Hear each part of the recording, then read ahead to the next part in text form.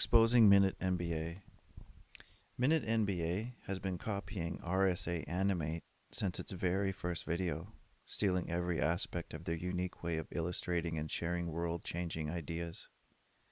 These charlatans present a very one-sided agenda-driven message to all of its viewers. We will look specifically at the hoax and reveal its agenda for what it really is, the MBA hoax. Minute MBA, what's the big deal about the Federal Reserve? So what is the big deal about the Federal Reserve? Could it be that the Fed lends money to the government at interest, stealing the people's money and selling us all into debt slavery? Could this be a good thing? According to Forbes magazine in a recent 2013 article, the Federal Reserve is nothing but the worst, biggest bank in history, along with Fox News, The Telegraph, even Bloomberg chimed in. Warren Buffett describes the Federal Reserve as nothing but a glorified hedge fund. Really? Warren Buffett? One of the most richest men in the world? He even goes so far as to say it's time to end the Fed, along with countless others. Not everyone was a fan. Congressman Charles Lindbergh called it the worst legislative crime of the ages. So what's the big deal? The big deal is Congressman Charles wasn't the only one who hated this idea. There are others, of course, but during this time there was Congressman Louis T. McFadden, Henry Russ, just to name a few others. The typical argument against the Fed is that it's a private corporation partially run by the same banks it's supposed to regulate. G. Edward Griffin, author of Creatures from Jekyll Island, briefly describes his version of what the Federal Reserve is and what it stands for. The Federal Reserve System, to most people, seems like it is an agency of the federal government. That's what I thought it was when I first started to research this topic. But it turns out that it's nothing of the kind. The Federal Reserve is a hybrid organization. It's a partnership between the federal government and the private banks. When you look at it deeper than that, its essence is neither as a government agency or a private company. In reality, it is a cartel. In other words, it's no different in essence than a banana cartel or a sugar cartel or an oil cartel. It's a grouping of the large private corporations in the field, banking, who have come together to create agreement between themselves to limit competition.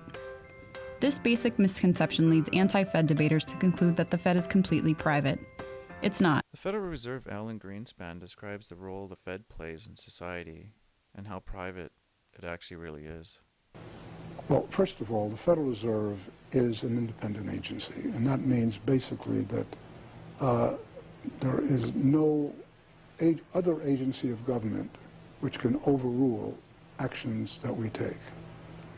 So long as that is in place and there is no evidence that the administration or the Congress or anybody else is requesting that we do things other than what we think is the appropriate thing, then what the relationships are don't frankly matter. This is how the Federal Reserve thinks of the rest of the world. They simply don't have to answer to anybody, and they're above the law. This message speaks for itself and has been used countless times in other videos. These billionaires have money to burn, lending out trillions of dollars to developing countries. Corporatocracy enslaves these countries financially, especially once they can't pay back the interest on the money the country borrowed from these central bankers. The Fed, like most central banks in the world, is considered independent only in that it handles its day-to-day operations without oversight by the federal government. But its chairman and board of governors are appointed by the president, and it's subject to congressional legislation and the Treasury Department. Since the Fed was created by congressional charter, they are not organized like a normal corporation. Shareholder banks have no voting power, and all decisions are made by government-appointed bureaucrats. Finally, it's true the president appoints a representative from the Federal Reserve. Ben Bernanke walks away scot-free after resigning from a long career of swindling the people into these bold-faced lies. The most popular example. And who got the money? Hundreds and hundreds of banks. Any bank or that has access to the U.S. Federal Reserve's discount. Tell us who they are. No, because the reason that is counterproductive and will destroy the value of the program is that banks will not come to the discount. Isn't that too bad? Sorry? In other words, isn't that too bad? They took the money, but they don't want to be public about the fact that they received. What is the agenda of Minute MBA? Producing sexist videos like, why women make better business leaders, or trying to hide crimes against humanity. What's the big deal about the Federal Reserve if you can believe that?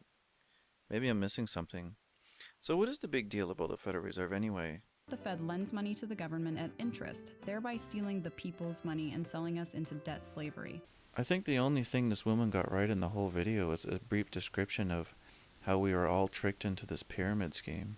A thoughtful subscriber commented saying that this might be an extension of the Jewish agenda, classically mimicking the attempt at the breakdown of modern-day society, and that this woman herself is Jewish. Personally, I have no idea if this is true or not. This would be a great example to follow the money. Most Jews, in my opinion, should not be treated this way, and irregular people like you and I, who are just waking up to this devastation folding around us. Exposing the Minute MBA Hoax.